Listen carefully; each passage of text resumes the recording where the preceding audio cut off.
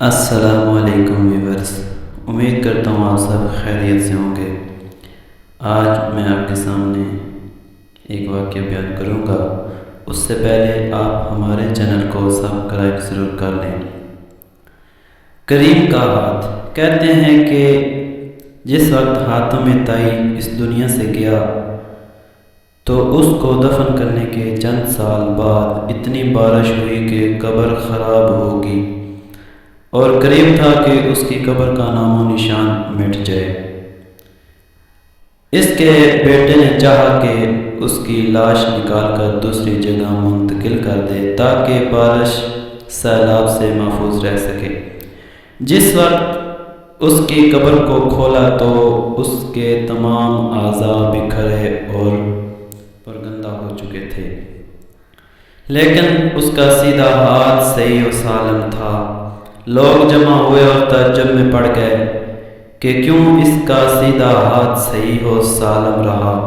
ایک بوڑھا شخص جو صاحب دل تھا اس کا وہاں سے گزر ہوا تو اس نے کہا، تعجب نہ کرو، حاتم طائی اس سیدھے ہاتھ سے بہت زیادہ بخشش اور عطا کرتا تھا، اس وجہ سے اس کا سیدھا ہاتھ صحیح اور سالم ہے۔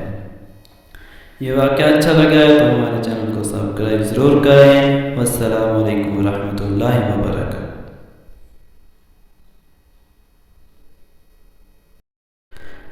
السلام علیکم ویورز، امید کرتا ہوں آپ سب خیریت سے ہوں گے۔ آج میں آپ کے سامنے ایک واقعہ بیان کروں گا۔ اس سے پہلے آپ ہمارے چینل کو سبسکرائب ضرور کر لیں۔ کریم کا ہاتھ کہتے ہیں کہ جس وقت حاتم طائی اس دنیا سے گیا تو اس کو دفن کرنے کے چند سال بعد اتنی بارش ہوئی کہ قبر خراب ہوگی اور قریب تھا کہ اس کی قبر کا نام و نشان مٹ جائے۔ اس کے بیٹے نے چاہا کہ اس کی لاش نکال کر دوسری جگہ منتقل کر دے تاکہ بارش سیلاب سے محفوظ رہ سکے۔ جس وقت اس کی قبر کو کھولا تو اس کے تمام اعضاء بکھرے اور پرگندہ ہو چکے تھے، لیکن اس کا سیدھا ہاتھ صحیح و سالم تھا۔ لوگ جمع ہوئے اور تعجب میں پڑ گئے کہ کیوں اس کا سیدھا ہاتھ صحیح و سالم رہا۔ ایک بوڑھا شخص جو صاحب دل تھا اس کا وہاں سے گزر ہوا تو اس نے کہا، تعجب نہ کرو، حاتم طائی اس سیدھے ہاتھ سے بہت زیادہ بخشش اور عطا کرتا تھا، اس وجہ سے اس کا سیدھا ہاتھ صحیح اور سالم ہے۔ یہ واقعہ اچھا لگا ہے تو ہمارے چینل کو سبسکرائب ضرور کریں۔ والسلام علیکم ورحمۃ اللہ وبرکاتہ۔